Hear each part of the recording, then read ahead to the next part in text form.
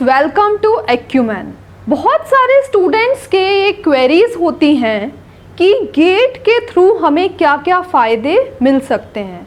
Means बोल सकते हैं कि गेट के थ्रू कहाँ कहाँ अपॉर्चुनिटीज़ मिलती हैं, या फिर किसी स्टूडेंट्स ने बहुत अच्छे मार्क्स गेट में स्कोर करे हैं और वो रनिंग में अभी इंजीनियरिंग कर रहा है, उसको उसके क्या फ़ायदे मिलेंगे, या फिर पास आउट होने के बाद उसको कहाँ कहाँ अपॉर्चुनिटीज़ होती हैं। तो आज हम उससे रिलेटेड एक छोटा सा डिस्कशन करेंगे एंड उसके बाद एक नोटिफिकेशन आया है, उसके बारे में मैं आपको जानकारी दूंगी। देखिए स्टूडेंट्स, बहुत इम्पोर्टेंट होता है कि गेट की पढ़ाई हम थर्ड सेमेस्टर से स्टार्ट करें। जस्ट हम बोलें सेकेंड सेम के बाद जो सेकेंड ईयर आता है, थर्ड सेमेस्टर, हम वहीं से ही गेट की पढ़ाई स्टार्ट कर दें।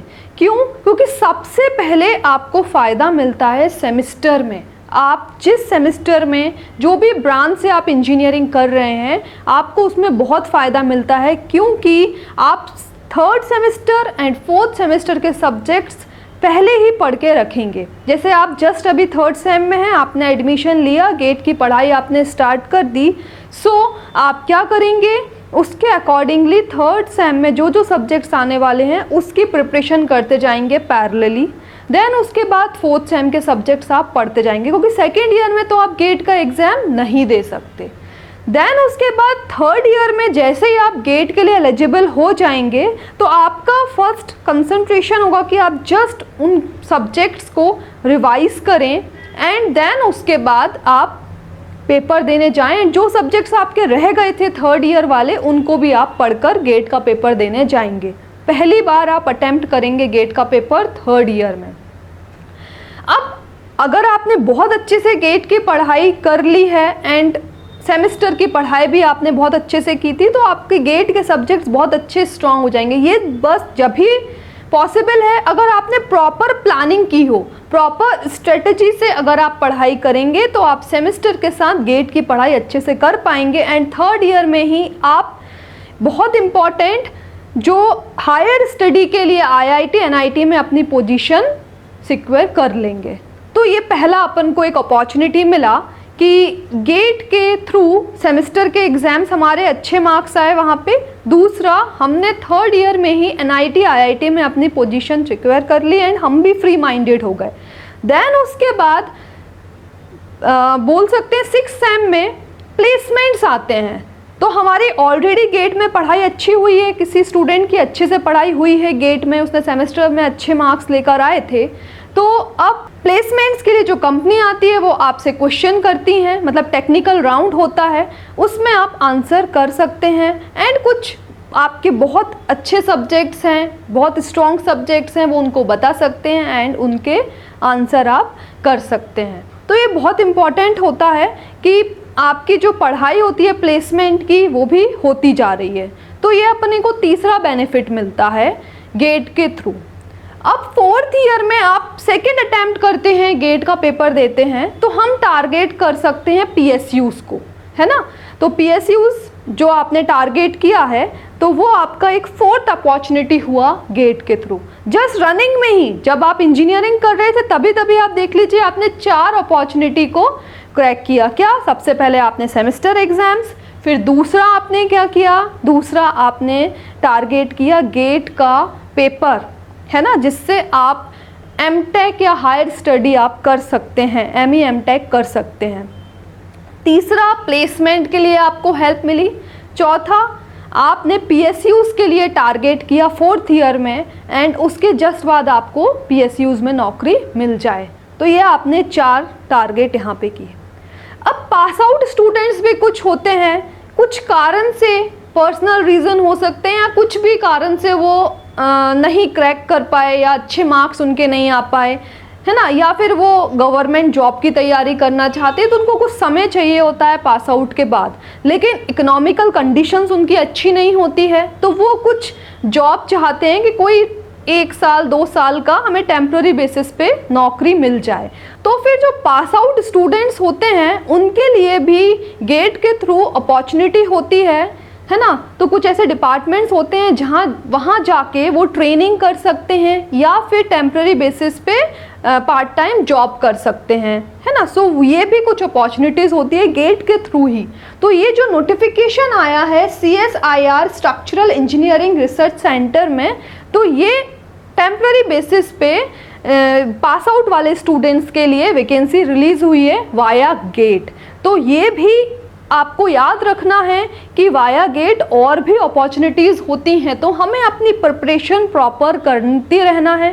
प्रॉपर अगर आपकी प्रिपरेशन होती जाएगी तो आप इस टाइप के जो भी अगर नोटिफिकेशन आ रहे हैं, अगर आप एलिजिबल हैं तो वो फॉर्म आप फिल कर सकते हैं, है ना।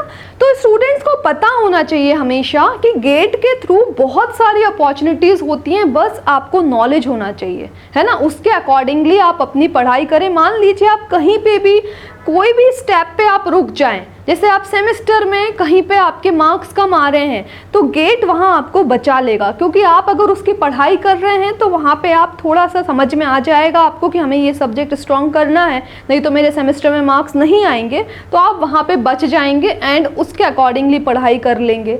मान लीजिए थर्ड ईयर में आप को गेट में अच्छे मार्क्स नहीं आए, तो फोर्थ ईयर में सेकेंड अटैम्प्ट है उसमें अच्छे से प्रैक्टिस कर लेंगे, है ना। प्लेसमेंट्स में आप थोड़ी सी आपको और मदद मिल जाएगी गेट की पढ़ाई करके। तो ये सारी चीज़ें होती हैं। और पास आउट होने के बाद भी हो सकता है कुछ कारण से आपकी नौकरी नहीं लगी है और इकोनॉमिकल क्राइसिस है, आपको जॉब करना बहुत ज़रूरी है ना, जस्ट पास आउट होने के बाद। तो कुछ ऐसे नोटिफिकेशंस होते हैं जहाँ पे आप 1 ईयर 2 ईयर वर्क कर सकते हैं एंड साथ में अपनी पढ़ाई भी कंटिन्यू कर सकते हैं फॉर गेट या फिर फॉर अदर गवर्नमेंट अपॉर्चुनिटीज़ जो बहुत सारी आती हैं, PSUs वगैरह भी आते हैं, उनके लिए भी आप पढ़ाई कर सकते हैं, है ना, और साथ में जॉब भी कर सकते हैं। तो मैंने लास्ट भी एक नोटिफिकेशन आपको बताया था इफ़को का, उसमें भी आपने देखा था कि वो पर्टिकुलर नोटिफिकेशन में भी आपके लिए मतलब टेम्पररी अपॉर्चुनिटी थी, वो परमानेंट जॉब नहीं थी। तो कुछ ऐसे स्टूडेंट्स के लिए आपको ये अपॉर्चुनिटी मिलती है वाया गेट, आप कर सकते हैं। ठीक है स्टूडेंट्स, चलिए अब हम देखते हैं ये जो नोटिफिकेशन आया है CSIR structural engineering research centre में। इस पर्टिकुलर नोटिफिकेशन में आप देख सकते हैं ये नोटिफिकेशन नंबर है SC1 2024 एंड ये आपके लिए पर्टिकुलरली हुआ है ये engagement of scientific administrative assistant, project assistant, project associate 1 and 2 on temporary basis to work in CSIR SCRC। आपके लिए ये जो अपॉर्चुनिटी मिली है उन स्टूडेंट्स के लिए है ये अपॉर्चुनिटी जो ये वाया गेट ही है, ओके स्टूडेंट्स, एंड जो पास आउट हो गए हैं और टेम्पररी बेसिस पे कहीं पे जॉब करना चाहते हैं, तो वो स्टूडेंट्स इस पर्टिकुलर पोस्ट के लिए अप्लाई कर सकते हैं। चलिए स्टूडेंट्स हम देख लेते हैं जो 50+ वैकेंसीज रिलीज हुई हैं वो कौन कौन से पोजीशन पे रिलीज हुई हैं एंड उसके अकॉर्डिंगली आप फॉर्म फिल कर पाएंगे। तो देख लेते हैं जो फर्स्ट वैकेंसी रिलीज हुई है वो हुई है साइंटिफिक एडमिनिस्ट्रेटिव असिस्टेंट के लिए। तो नंबर ऑफ पोजीशन जो है वो 5 नंबर ऑफ पोजीशन के लिए वैकेंसी रिलीज हुई है। अगर हम बात करें क्वालिफिकेशन की तो graduation in any discipline from a recognised university और इंस्टीट्यूट, है ना, कहीं से भी ग्रेजुएट है स्टूडेंट तो वो फॉर्म फिल कर सकता है। उसके लिए 1 साल का एक्सपीरियंस रिक्वायर्ड है, आप देख सकते हैं, रिलेटेड टू एडमिनिस्ट्रेशन एंड थोड़ा बहुत उसके लिए नॉलेज होना चाहिए कंप्यूटर का, गुड कम्युनिकेशन स्किल होना चाहिए। ये पर्टिकुलरली उन्होंने बताया क्वालिफिकेशन एंड जॉब डिस्क्रिप्शन। आपने देख लिया है ये जो टेन्योर है वो 6 मंथ का है एंड 18,000 पर मंथ ये आपको जो पे स्किल रहने वाली है मंथली वो आपकी रहने वाली है, स्टाइफंड बोल सकते हैं, प्लस आपको अलग से HRA भी मिलेगा। तो आप फॉर्म फिल कर सकते हैं इस पर्टिकुलर पोजीशन के लिए। देन हम नेक्स्ट देखें, सेम साइंटिफिक एडमिनिस्ट्रेटिव असिस्टेंट के लिए ही एक और उन्होंने बताया है वैकेंसी रिलीज हुई है, बट इसके लिए जो नंबर ऑफ पोजीशन है वो ओनली 1 है एंड इसके लिए भी graduation in any discipline from recognised university या institute, candidate having 1 year experience related to finance and accounts. वो आपने देखा है 50 साल तक का अपर एज लिमिट दिया है उन्होंने, 6 मंथ का टेन्योर पीरियड है, 18,000 पर मंथ प्लस HRA, ये आपको जो सैलरी बोल सकते हैं, स्टाइफंड बोल सकते हैं, वो आपको का रहने वाला है। नेक्स्ट हम देखते हैं student, again scientific administrative assistant के लिए ही एक नंबर ऑफ पोजीशन वैकेंट है, उसके लिए भी graduation in any discipline from recognised university and institute, candidate having 1 year experience related to purchase and stores.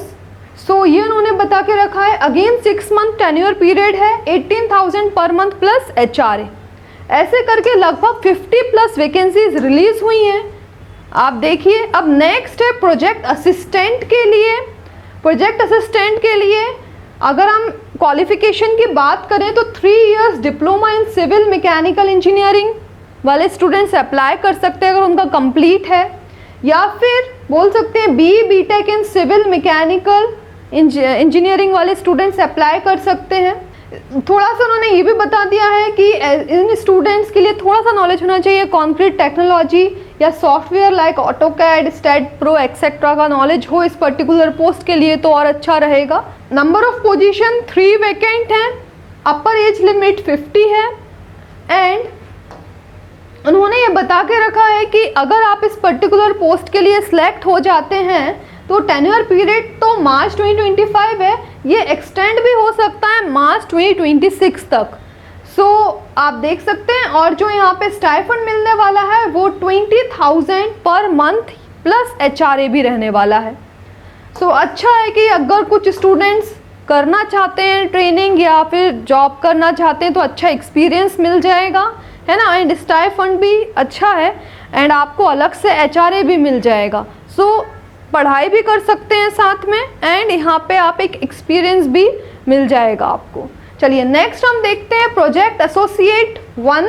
उसके लिए अगेन आप देखें BTech वाले students, civil engineering, mechanical engineering, material science वाले स्टूडेंट्स अप्लाई कर सकते हैं। नंबर ऑफ पोजीशंस 3 वैकेंट है, 35 ईयर ये अपर एज लिमिट है, एंड अगेन इन्होंने ये बता के रखा है कि अप टू मार्च 2025 तक ये टेन्योर पीरियड रहने वाला है, बट ये एक्सटेंड हो सकता है टिल मार्च 2026 तक, एंड यहाँ पे 31,000 पर मंथ प्लस HRA।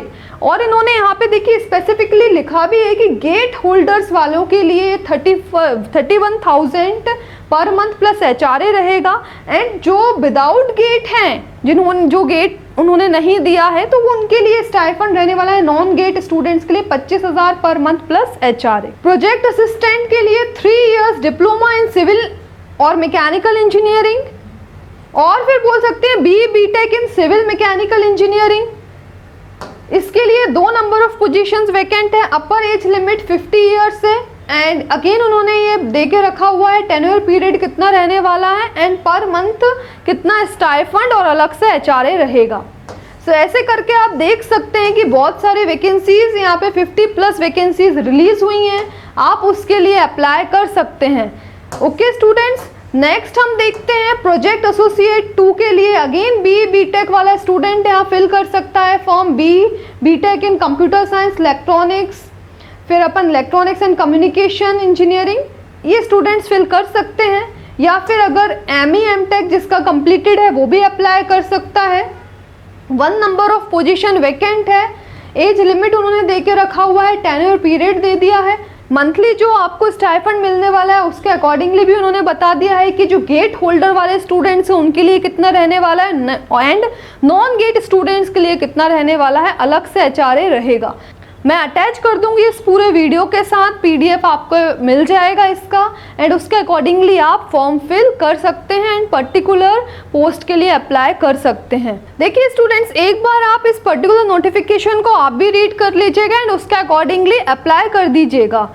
इसमें उन्होंने ये भी बोल के रखा है अगर बहुत सारे कैंडिडेट्स आ जाते हैं, फॉर्म फिल करते हैं बहुत सारे कैंडिडेट, तो वो एक रिटर्न एग्जाम भी रख सकते हैं, एंड उसके बेसिस पे जो भी शॉर्ट लिस्टेड कैंडिडेट होंगे उनके लिए इंटरव्यू ये कंडक्ट किया जाएगा, है ना। सो वो भी एक इम्पॉर्टेंट है, और एप्लीकेशन में आपको ये वेबसाइट उन्होंने गिवन है, उस पर्टिकुलर वेबसाइट पर जाके आप अप्लाई कर दीजिए स्टूडेंट्स। है ना। सो ये सारा आपको अप्लाई करना होगा। याद रखिएगा ये प्योरली टेम्पररी पोजीशंस के लिए आप अप्लाई कर रहे हैं, है ना। बट मैंने आपको बताया है बेनिफिट्स क्या हैं इस पर्टिकुलर जगह पे अगर आप जॉब करते हैं या आपको एक्सपीरियंस मिलता है तो। एंड उसके बाद मैंने आपको ये भी बता दिया है कि यहाँ पे वो सिलेक्शन प्रोसीजर उनका क्या हो सकता है, या बहुत सारे स्टूडेंट्स अगर आ जाते हैं तो उसमें उन्होंने बताया है कि क्वालिफ़िकेशन देखा जाता है कि हायर क्वालिफ़िकेशन क्या है किसका कितना, उसके अकॉर्डिंगली। देन उसके बाद एक्सपीरियंस भी मैटर करेगा वहाँ पे। देन आपके जो एकेडमिक्स हैं, एकेडमिक क्वालिफ़िकेशन है, उसमें आपके कितने मार्क्स आए थे। नेक्स्ट वो हो सकता है कि वो रिटन टेस्ट कंडक्ट कराएं, ठीक है। तो ये सारा क्राइटेरिया रहेगा, उनका जो सिलेक्शन कमेटी रहेगी वो डिसाइड करेगी, उसके अकॉर्डिंगली वो डिसाइड करेंगे कि उन्हें क्या करना है अगर बहुत सारे कैंडिडेट अप्लाई करते हैं पर्टिकुलर पोस्ट के। वॉक इन इंटरव्यू रहने वाला है, वो मैंने ऑलरेडी आपको बता दिया था। जो वैकेंसी रिलीज हुई थी वहीं पे उन्होंने डेट्स भी दी हुई हैं, पर्टिकुलरली टाइम दिया हुआ है। याद रखिएगा कैंडिडेट्स कि आप लोग यहाँ पे आपके जो डॉक्यूमेंट्स हैं वो पोस्ट, स्पीड पोस्ट या कोरियर ना करें तो वो सही रहेगा, उन्होंने मेंशन करके भी दिया है। Candidates requested to reach the venue by 9 AM and candidate would not be allowed beyond 11 AM on the date of walk in interview. तो ये इंपॉर्टेंट पॉइंट उन्होंने मेंशन किया, हाईलाइट किया है। सो आप एक बार ये पॉइंट देखिएगा। उन्होंने प्रॉपर एड्रेस भी यहाँ पे पूरे नोटिफिकेशन में मेंशन करके रखा है। लास्ट में आप देख सकते हैं, बहुत बड़ा नोटिफिकेशन है, एक बार आप आराम से इस PDF को रीड कर लीजिएगा। प्रॉपर हर चीज़ उन्होंने मेंशन करके रखी है, लोकेशन प्रॉपर उन्होंने एड्रेस दिया हुआ है, उसके अकॉर्डिंगली आप टाइम पे वहाँ पे पहुँच सकते हैं। ओके स्टूडेंट्स, तो आप ये अप्लाई कर दीजिएगा। इस पर्टिकुलर जितनी भी वैकेंसीज रिलीज हुई हैं उसमें आप देख लीजिए क्या एलिजिबिलिटी क्राइटेरिया, उसके अकॉर्डिंगली अप्लाई कर दीजिएगा। So thank you students for watching this video.